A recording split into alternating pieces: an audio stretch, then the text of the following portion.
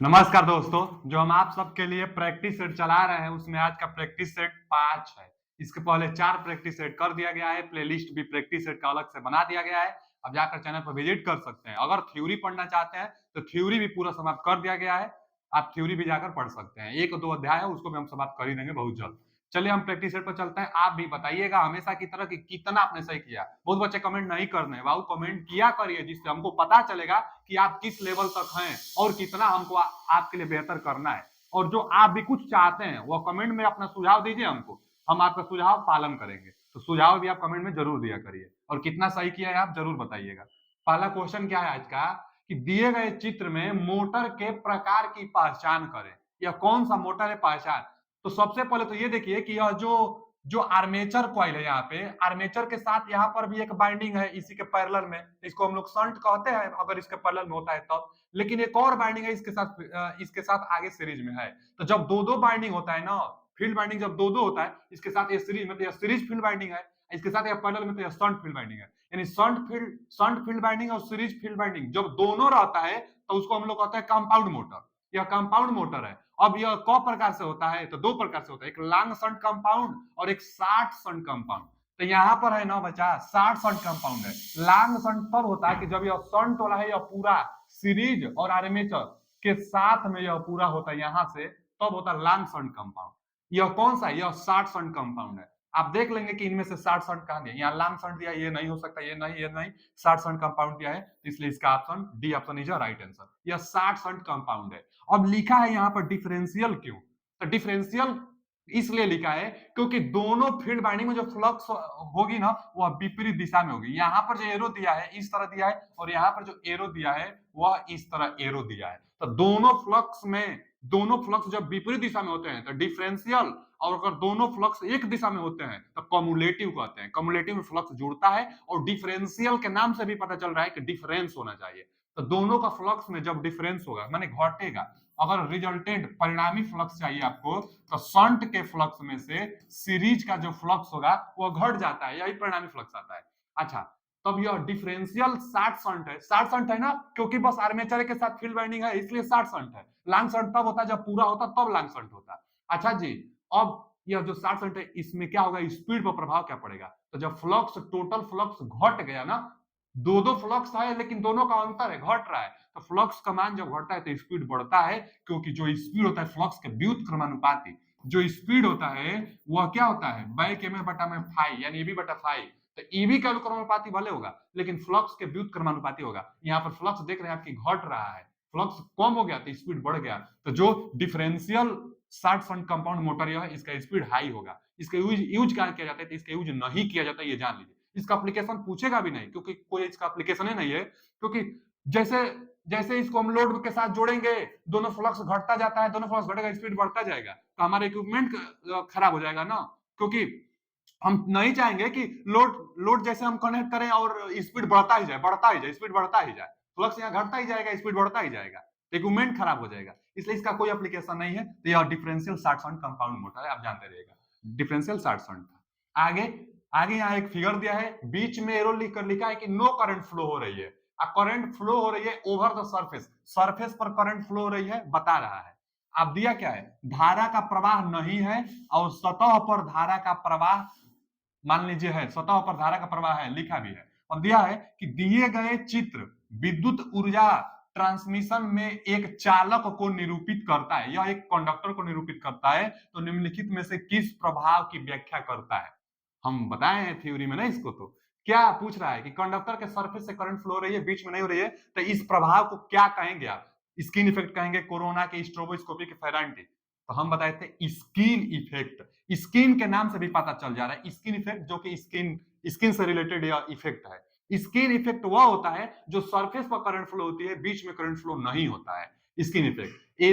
AC current में यह होता है, डीसी में नहीं होता है, डीसी में तो पूरा सरफेस से करंट फ्लो होता है। अच्छा, स्किन इफेक्ट यही था जो कि सरफेस से करंट फ्लो होती है। स्किन इफेक्ट डिपेंड भी किस पर करता है, फ्रीक्वेंसी पर डिपेंड करता है, डायमीटर पर डिपेंड करता है, आप जानते रहिएगा। अब एक है स्ट्रोबोस्कोपीय प्रभाव। जो स्ट्रोबोस्कोपी प्रभाव है, इस प्रभाव में जो रोटेटिंग मशीनें होती है जैसे सीलिंग फैन हो गया, मोटर हो गया, जो रोटेटिंग पार्ट होता है वह उल्टा हुआ हमको दिखाई देता हुआ प्रतीत होता है।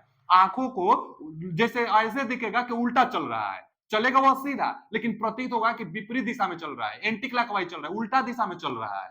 उसी को हम लोग कहेंगे स्ट्रोबोस्कोपी प्रभाव। इसको दूर करने के लिए सीरीज में कैपेसिटर लगा दी जाती है, चाहे लाइट रोशनी ज्यादा अच्छा कर दी जाती है। अच्छा रोशनी आप करेंगे तो स्ट्रोबोस्कोपी या दोष दूर हो जाएगा। तो रोशनी को अच्छा करें, एक ट्यूबलाइट है तो वहां 2 3 4 पैरेलल में ट्यूबलाइट लगाइए, नहीं तो सीरीज में ट्यूबलाइट के साथ सीरीज में कैपेसिटर लगाइए, तो स्ट्रोबोस्कोपी प्रभाव समाप्त होता है। फिर आगे फेरांटी इफेक्ट दिया है। फेरांटी इफेक्ट हम बताए थे कि जब रिसीविंग एंड पर वोल्टेज सेंडिंग एंड के वोल्टेज से ज्यादा मिल जाता है उसको हम लोग फेरांटी इफेक्ट कहते हैं। तो यहाँ फेरांटी इफेक्ट ज्यादा वोल्टेज मिल जाती है। फेरांटी इफेक्ट कहाँ होता है? तो लॉन्ग ट्रांसमिशन लाइन और मीडियम ट्रांसमिशन लाइन में फेरांटी इफेक्ट देखने को मिलता है, और नो लोड पर देखने को मिलता है। सोर्स लीडिंग पावर फैक्टर पर होता है तब देखने को मिलता है। और आगे दिया है कोरोना। कोरोना भी हाई वोल्टेज पर होता है ना। कोरोना कोरोना कहाँ होता है बच्चा? कोरोना हाई वोल्टेज पर होता है, हिसिंग नॉइज आने लगता है, बैगनी कलर का ट्रांसमिशन लाइन में कलर देखने को मिल जाता है, उसी को कोरोना कहते हैं। तो यहाँ स्किन इफेक्ट था, A option is a right answer. अगला क्वेश्चन क्या है? अगला क्वेश्चन है बच्चा कि दिए गए चित्र में प्रदर्शित पॉलीफेज, पॉलीफेज मतलब जो एक से ज्यादा फेज हो उसको कहते हैं पॉलीफेज। तो पॉलीफेज प्रणाली पहचान कीजिए। अच्छा विकल्प दिया है और आपको पहचानना है। देखिए एक फेज यह है, एक फेज यह है, दो ही फेज है। वायर कितना है? 1 2 3, तो 2 फेज और 3 वायर, 2 फेज 3 वायर प्रणाली। C option is right answer. यहाँ से मिड पॉइंट एक ले लिया है, 2 फेज मिड पॉइंट, यानी 2 फेज 3 वायर इसको कहते हैं। तो 2 फेज है और 3 वायर है, 3 वायर है। तो यहाँ पर यही ऑप्शन है, 4 वायर तो है नहीं इसमें, और 3 फेज भी नहीं है, तो इसका ऑप्शन कौन सा? C option is right answer. Distribution प्रणाली जो होता है, डिस्ट्रीब्यूशन वह 4 वायर में होता है, बाकी सब तो 3 वायर में होता है। आगे एक अंडर एक्साइटेड तुल्यकालिक जनित्र मतलब अल्टरनेटर, सिंक्रोनस जनरेटर मतलब अल्टरनेटर रिक्त स्थान पर प्रचलित होता है। किस पर प्रचलित होता है यही पूछा है, किसमें? अंडर एक्साइटेशन में। अच्छा जी, हम बताए थे आपको एक भी कर्व के बारे में, भी कर्व के बारे में बताए थे कि यहाँ पर होता है आर्मेचर करंट, यहाँ पर होता है फील्ड करंट। कई बार तो पूछ लेता है कि भी कर्व किसके बीच में दर्शाई जाती है? आर्मेचर करंट और फील्ड करंट के बीच में। आर्मेचर करंट सबसे कम कहां होता है? यूनिटी पावर फैक्टर पर।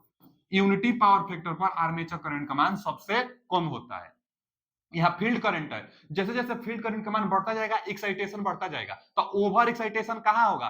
Over excitation unity power factor के बाद मिलेगा, यानी इधर ये सब जो है ओवर एक्साइटेशन है, इधर क्या है? अंडर एक्साइटेशन है। यही पूछा है, अंडर एक्साइटेशन में पूछा है, यानी पावर फैक्टर से कम है, यूनिटी पावर फैक्टर से कम है, पूछा है अंडर एक्साइटेशन जब फील्ड करंट का मान कम ही होता है।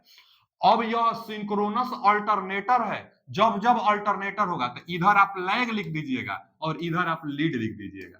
यूनिटी पावर फैक्टर से इधर लीडिंग पावर फैक्टर होता है और यूनिटी पावर फैक्टर के बाद लैगिंग पावर फैक्टर होता है। अल्टरनेटर में अगर मोटर रहता तब इधर लीडिंग होता और इधर लैग होता। यहाँ अल्टरनेटर है इसलिए उधर लैग है इधर लीडिंग है। तो अंडर एक्साइटेशन पर लीडिंग पावर फैक्टर पर काम करेगा। यही ना पूछा है कि अंडर एक्साइटेशन पर कैसा काम करेगा? तो लीडिंग पावर फैक्टर पर। ओवर एक्साइटेशन पर लैगिंग पावर फैक्टर पर काम करेगा। तो यहाँ अंडर एक्साइटेशन पर पूछा है, पश्चगामी को ही हम लोग अच्छा अग्रगामी, क्योंकि लीडिंग अंडर एक्साइटेशन में लीडिंग पावर फैक्टर पर काम करेगा, तो यहाँ पर सी ऑप्शन राइट आंसर। अग्रगामी, अग्रगामी मतलब leading power factor, leading power factor पर काम करेगा अंडर एक्साइटेशन में, और ओवर एक्साइटेशन में काम करेगा leading power factor, lagging power factor पर ओवर में, अंडर में लीडिंग पावर फैक्टर।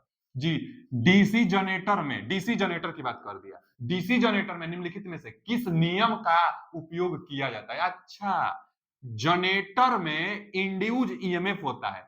जनरेटर में जो इंड्यूज ईएमएफ होता है, भाई इंड्यूज ईएमएफ की दिशा कैसे निकालते हैं? फ्लेमिंग के दाहिने हाथ के नियम से, दाएं हाथ के नियम से। यहाँ जनरेटर है फ्लेमिंग के बाएं नहीं दाएं हाथ के नियम से। यहाँ पर C option is right answer, Fleming के दाएं हाथ के नियम से। अगर मोटर बोलता है, जब चाहे डीसी मोटर चाहे एसी कोई भी हो, अगर मोटर में पूछता है दिशा निकालने के लिए, तो आप फ्लेमिंग के बाएं हाथ का नियम बताएंगे, लेफ्ट हैंड रूल बताएंगे, फ्लेमिंग के लेफ्ट हैंड रूल बाएं हाथ का नियम।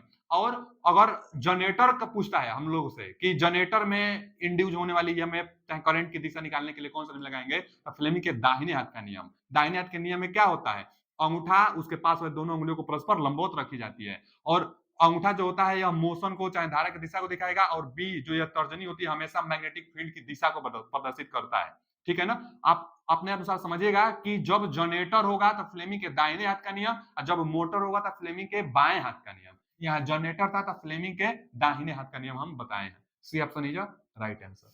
अगला, एक 4 पोल 3 फेज प्रत्यावर्तक प्रत्यावर्तक के आर्मेचर में 36 स्लॉट है, फिर अल्टरनेटर पूछा है और 36 स्लॉट दिया है। यदि आर्मेचर बाइंडिंग को एक स्लॉट द्वारा 60 पिच किया जाए, एक स्लॉट 60 पिच किया जा रहा है, अच्छा जी 60 पिच किया जा रहा है, तो वह कोण कितना है जिससे इसे 60 पिच किया जाता है। 60 पिच बाइंडिंग वही होता ही है, जैसे हम बताए थे कि मान लीजिए यहां से और यहां तक यह क्या होता है, यही होता है पोल पिच।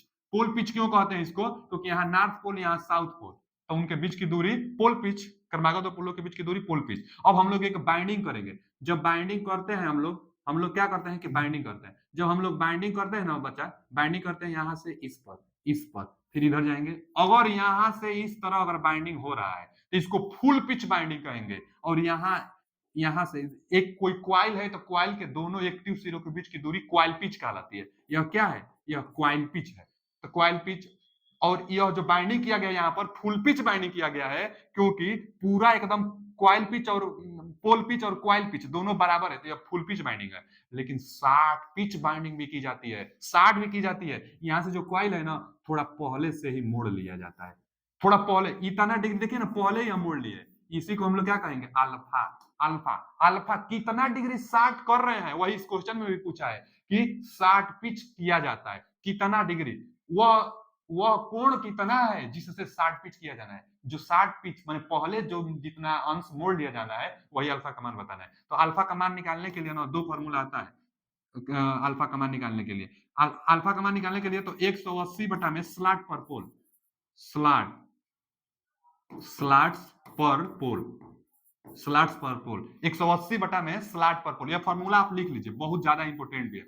180 बटा में अल्फा का मान निकालने के लिए 180 बटा में स्लॉट, स्लॉट पर पोल मतलब बटा में इसके पोल होना चाहिए, स्लॉट पर पोल आपको निकालना है, मान भर दीजिए। देखिए 180 अब बटा में स्लॉट कितना है, 36 स्लॉट है। अब पर पोल चाहिए तो पोल से भाग दे दीजिए, 4 पोल का है, 4 पोल का है, तो यहां से भाग देंगे ना, 4 नवा 36, स्लॉट निकालना है पर पोल का, तो पर पोल यानी 4 पोल है, तो 4 नवा 36 और 9 दूना 18, 20 अंश आ रहा है। 4 नवा 36 और 9 दूना 18, 20 अंश। अल्फा का मान पूछा है 20 अंश। इसका कौन सा option, D option is right answer. कितना डिग्री सेट करना है, 180 बटे में स्लॉट पर पोल से आप निकाल लेंगे 20 अंश, इसका सही जवाब है। अगला क्वेश्चन है कि वैद्युत चालन के निम्नलिखित में से किस घटक का उपयोग आपूर्ति के निर्गत शक्ति को नियंत्रित करने के लिए किया जाता है। निर्गत मतलब आउटपुट शक्ति को नियंत्रित करना है, वो भी इलेक्ट्रिकल, वैद्युत चालन में चाहे इलेक्ट्रॉनिक कह दे चाहे इलेक्ट्रिकल कह दे। आप हम जब इलेक्ट्रिकल ड्राइव पढ़ा रहे थे तो हम बताए थे कि इलेक्ट्रिकल ड्राइव कहते ही किसे हैं। देखिए यहां पर एक होता है सोर्स, यहां पर सोर्स होता है, सोर्स एसी भी हो सकता है अथवा डीसी भी हो सकता है, और सोर्स से सिग्नल जाएगा, यही जाता है पावर मॉड्यूलेटर पर, पावर मॉड्यूलेटर, पावर मॉड्यूलेटर। जो पावर मॉड्यूलेटर होता है यही मेन कंट्रोल करता है। पावर मॉड्यूलेटर के बाद जाता है सिग्नल कहां, लोड पर, लोड पर कुछ भी हो, मोटर हो, लेकिन लोड पर जाएगा तो लोड को कितना चाहिए, लोड को कितना डिमांड है, कभी 12 वोल्ट भी चाहिए, कभी जैसे आप लोड लगाए हैं, मान लीजिए इसको 6 वोल्ट चाहिए, कोई दूसरा व्यक्ति लोड लगाया है अपने घर में और उसको चाहिए 12 वोल्ट, तो 6 वोल्ट चाहिए कि 12 वोल्ट चाहिए। एक सेंसिंग डिवाइस होता है सेंस करने के लिए लोड को, तो एक यहां पर क्या होगा, सेंसिंग डिवाइस होगा, सेंसिंग डिवाइस एक होता है जो लोड को सेंस करता है। किसको यह सिग्नल देगा, सेंस करेगा लोड से, सिग्नल देगा कंट्रोल यूनिट को। एक कंट्रोल सर्किट होता है, एक कंट्रोल सर्किट होता है, कंट्रोल को यह सिग्नल दे देगा। अच्छा, कंट्रोल को जब सिग्नल देगा तो कंट्रोल किसको देगा, पावर मॉड्यूलेटर को, क्योंकि मेन काम तो पावर मॉड्यूलेटर ही करता है। पावर मॉड्यूलेटर बहुत इंपॉर्टेंट होता है इलेक्ट्रिकल ड्राइव में, तो पावर मॉड्यूलेटर सारा काम करता है। वैद्युत चालन में निम्नलिखित में से किस घटक का उपयोग आपूर्ति को, आउटपुट शक्ति को नियंत्रित करने के लिए किया जाता है, पावर मॉड्यूलेटर का। D option is right answer, power modulator. Power modulator he output voltage जितना चाहिए उसको उतना देता है, power modulator. Power modulator very very important.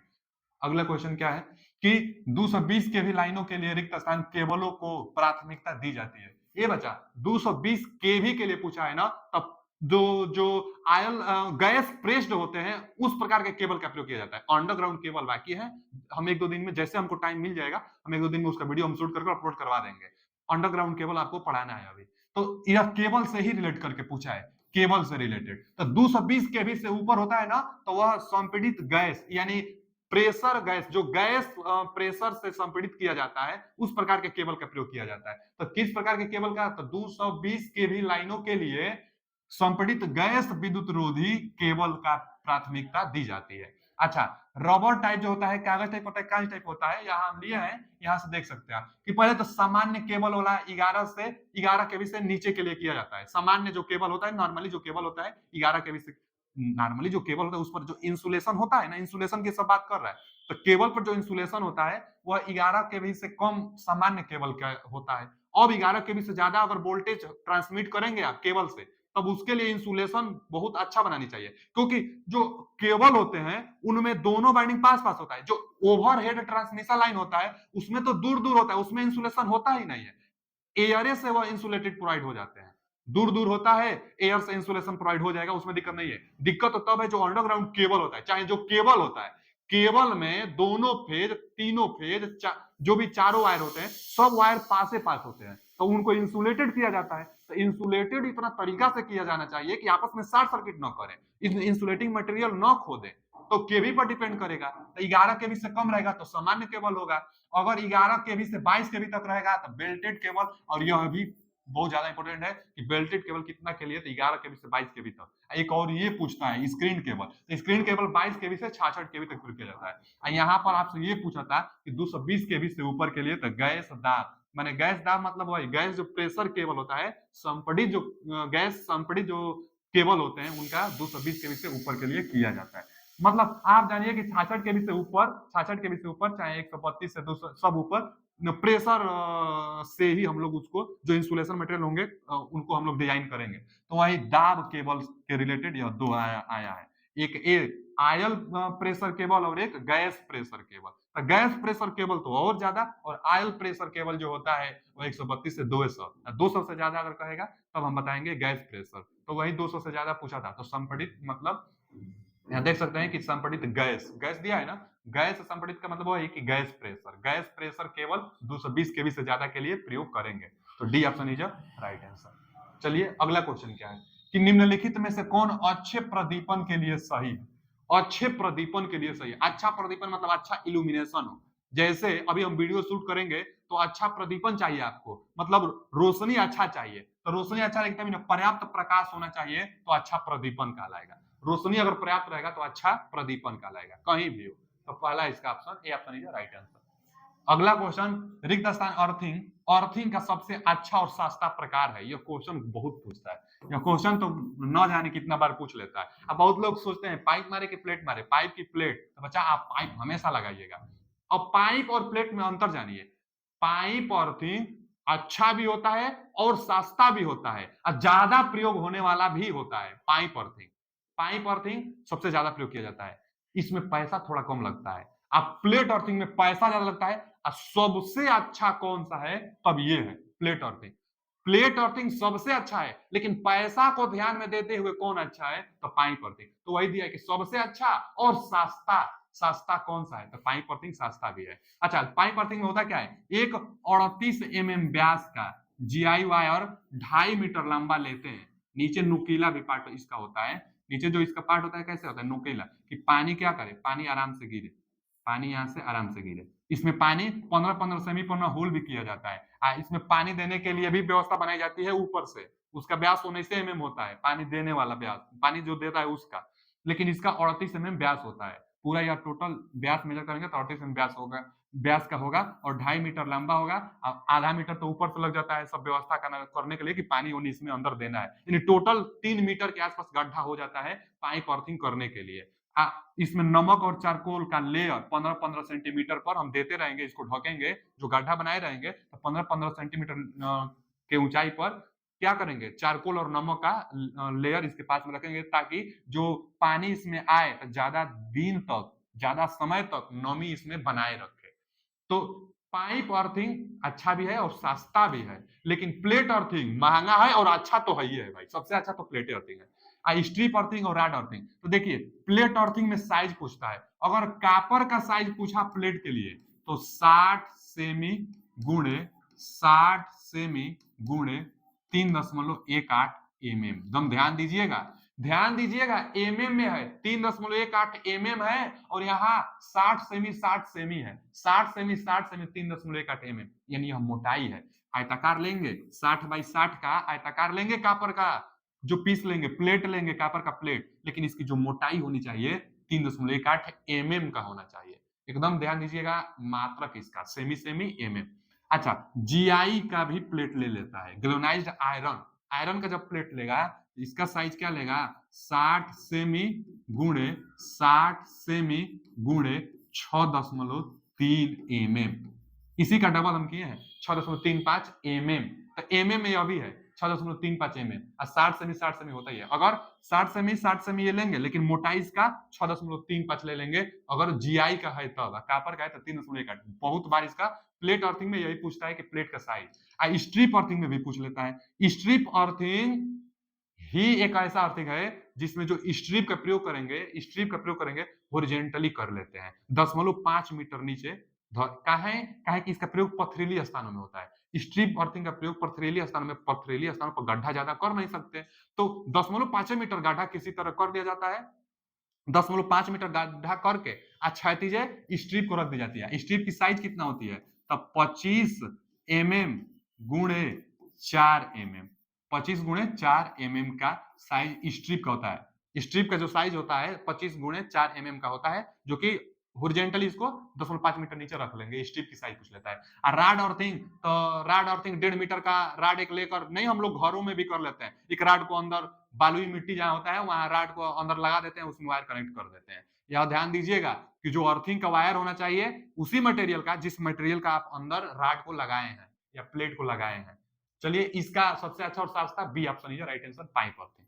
अगला क्वेश्चन है, आर्कन अवधि के दौरान धारा प्रवाह किस पर निर्भर करता है। आर्कन मतलब आर्क, आर्क टाइम जो होता है, आर्क टाइम किस पर निर्भर करता है, आर्क प्रतिरोध पर।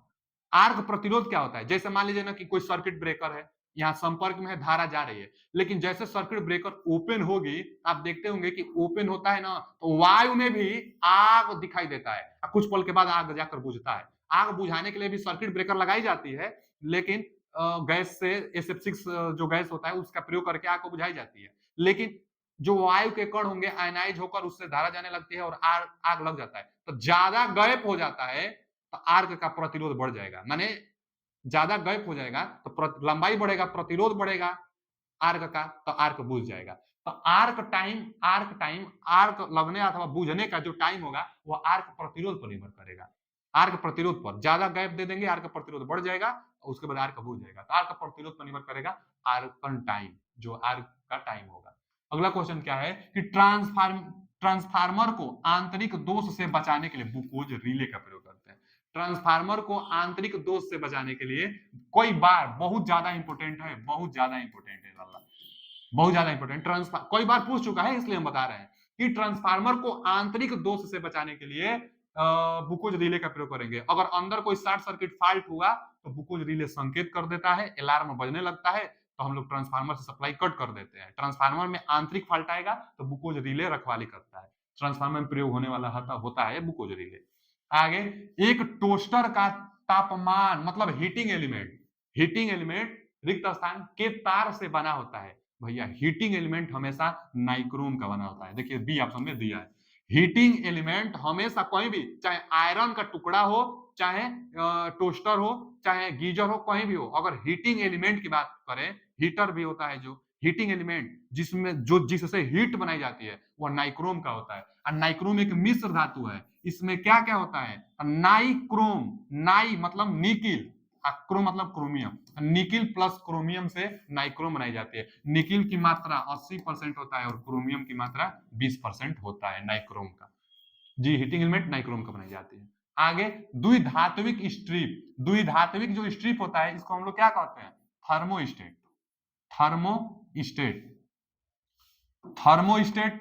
अच्छा, थर्मोस्टेट का कार्य क्या होता है, जो थर्मोस्टेट होता है बच्चा, जो थर्मोस्टेट होता है यह बहुत ज्यादा टेम्परेचर होता है ना तो ब्रेक कर देता है और सप्लाई को कट कर देता है। जो क्वाइल में जो हीटिंग एलिमेंट होती है, अगर नॉर्मली बहुत ज्यादा अगर गर्म नहीं हुआ है स्ट्रिप, तो स्ट्रिप संपर्क में रहती है, जैसे दो स्ट्रिप होता है, एक यहाँ मान लीजिए, चलिए एक ऐसे बना देते हैं, दो स्ट्रिप इसमें होती है, एक यहाँ और एक स्ट्रिप और एक ये स्ट्रिप, 2 स्ट्रिप होती है सीरीज में। जैसे सप्लाई आप देंगे ना, मान लीजिए कि चलिए यहीं से सप्लाई दिए आप, यहाँ से प्लस माइनस 2 है तो यहाँ से सप्लाई देंगे और यहाँ से क्या होगा कि एक इंडक्टर लगा रहता है, हीटिंग एलिमेंट मान लीजिए, हीटिंग एलिमेंट लगा रहता है, सप्लाई दिया जा रहा है तो यहाँ से सप्लाई आप देंगे तो इसके सहायता से जो पहला है यहाँ दिया है कि द्विधात्विक स्ट्रिप, 2 धात्विक स्ट्रिप होते हैं, अलग अलग मेटल का भी होता है। तो जैसे आएंगे इसमें से सप्लाई अब इसके सहायता से इस पर आएगी, यहाँ से जा रहा है तो हीटिंग एलिमेंट दे रहा है। लेकिन जब ज्यादा यह गर्म हो जाएगा, ज्यादा गर्म हो जाएगा, जो हीटिंग एलिमेंट होता है ज्यादा गर्म हो जाता है तो थोड़ा एक तो फिक्स होता है, कोई एक न ज्यादा गर्म होने से और इसको भी डिजाइन की जाती है तो 2 प्रकार से मेटल से, एक और आता है इसी के ऊपर एक और पत्ती होती है। तो ज्यादा अलग अलग मटेरियल की पत्ती होने से कोई पहले गर्म होगा, कोई बाद में गर्म होगा, कोई ज्यादा फैलेगा, कोई कम फैलेगा, कोई ज्यादा सिकुड़ेगा, कोई कम सिकुड़ेगा। तो उसी कारण यह ना सिकुड़ जाता है और ब्रेक को अलग कर देता है ज्यादा गर्म होने से। जैसे ऑटोमेटिक आयरन प्रेस होते हैं ना, उनमें थर्मोस्टेट लगा होता है, थर्मोस्टेट का आगे हम फिगर भी लिए हैं, सवाल पढ़ते हैं पहले। द्विधात्विक स्ट्रिप के लिए तापमान सेटिंग किसके द्वारा बदल दी जाती है? तापमान सेटिंग, वही टेम्परेचर किसके द्वारा बदली जाती है? तो हीटिंग एलिमेंट को दूर और नजदीक करके, जो हीटिंग एलिमेंट होंगे यही दूर और नजदीक होंगे तो तापमान कंट्रोल होगा। तापमान सेटिंग किसके द्वारा?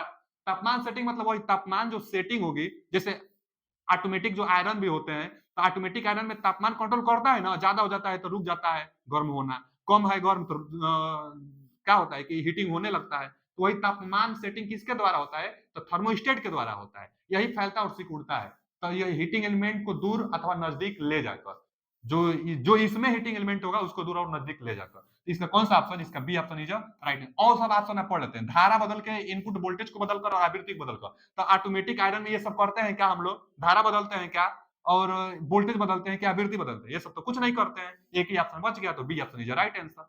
देख लेते हैं थर्मोस्टेट कैसा होता है। देखिए यही थर्मोस्टेट है, थर्मोस्टेट में 2 संपर्क है ना यहाँ पे, एक यह संपर्क है, इसको जूम करते हैं आपको और दिखाते हैं अच्छा से।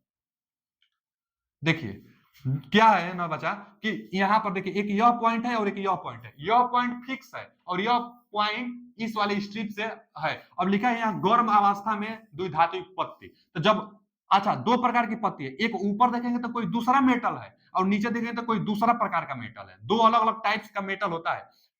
जब ज्यादा गर्म होता है तो यही ना अलग अलग प्रकार के मेटल होने से थोड़ा सा क्या होता है ना कि यह सिकुड़ जाता है, थोड़ा सा सिकुड़ जाएगा। तो यहाँ से जो संपर्क होगा, संपर्क अलग हो जाएगा तो ज्यादा अब गर्म नहीं होगा, तापमान सेटिंग कंट्रोल हो गया। यहाँ देखेंगे कि ठंडी अवस्था में अच्छा देखिए अलग अलग प्रकार का लिखा है, ये नीचे वाला कॉपर लिखा है और ऊपर वाला को आयरन लिखा है, तो अलग अलग है ना मेटल, वही वाला यह फिगर है। यहाँ ठंडा अवस्था में, यहाँ गर्म अवस्था में है, गर्म अवस्था में संपर्क ब्रेक हो गया है और ठंडा अवस्था में यहाँ संपर्क बना हुआ है। ठंडा अवस्था में दोनों संपर्क है। अब आयरन का है, एक कॉपर का है, आयरन का है, एक कॉपर का है, इसीलिए यह सिकुड़ गया तो यहाँ संपर्क अलग हो गया और यहाँ पर संपर्क बना हुआ है। तो ठंडी अवस्था में संपर्क होता है, गर्म ज्यादा हो जाएगा तो यही ऊपर उठ जाएगा तो संपर्क अलग हो जाएगा, तो तापमान को कंट्रोल करता है।